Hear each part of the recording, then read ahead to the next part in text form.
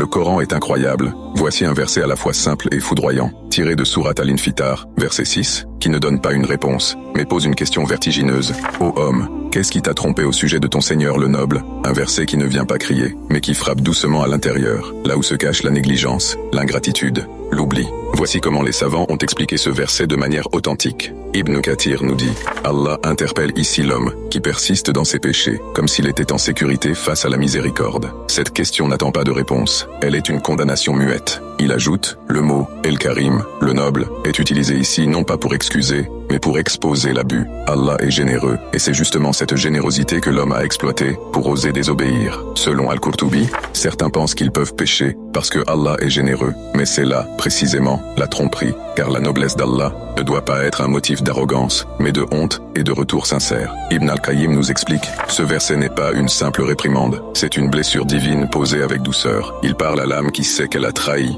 mais qui s'est habituée au silence de Dieu. Ce verset, c'est Allah qui s'adresse à toi, directement. Il ne dit pas « aux croyants », ni aux serviteurs, il dit « ô homme, toi, faible, négligent, en fuite ». Et il ne t'accuse pas, il te pose une seule question. Qu'est-ce qui t'a trompé au sujet de moi? Est-ce ma patience, mon silence, mon pardon répété, mon absence apparente? Qu'est-ce qui a fait que tu as cessé de te méfier de ton propre cœur? Que tu as cru que je ne voyais plus? Que tu as pensé que je ne comptais plus? Birabika al-Karim, ton Seigneur, le noble. Il ne dit pas le juge, le puissant, le vengeur. Il dit le noble, celui qui donne, même quand tu oublies de demander. Celui qui couvre, même quand tu multiplies les fautes. Celui qui attend, même quand tu pars sans dire pourquoi. Mais sa noblesse n'est pas une excuse. C'est un rappel, un miroir, un électrochoc. Comment as-tu pu trahir quelqu'un d'aussi noble? Ce verset est bouleversant. Il fait si mal, parce qu'il ne crie pas. Il te regarde en silence. Il pose une question, et te laisse seul avec ta réponse. Et souvent, tu n'en as pas, parce que tu sais que tu as été trompé, par ton propre cœur, par ta paresse, par ton insouciance. Et ce verset ne te condamne pas par la colère, mais par l'évidence de ta propre lâcheté. Ce verset, c'est Allah qui t'appelle,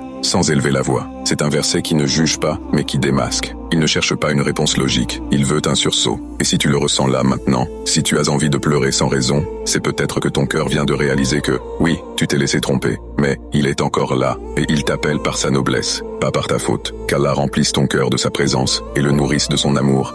Amin, en commentaire.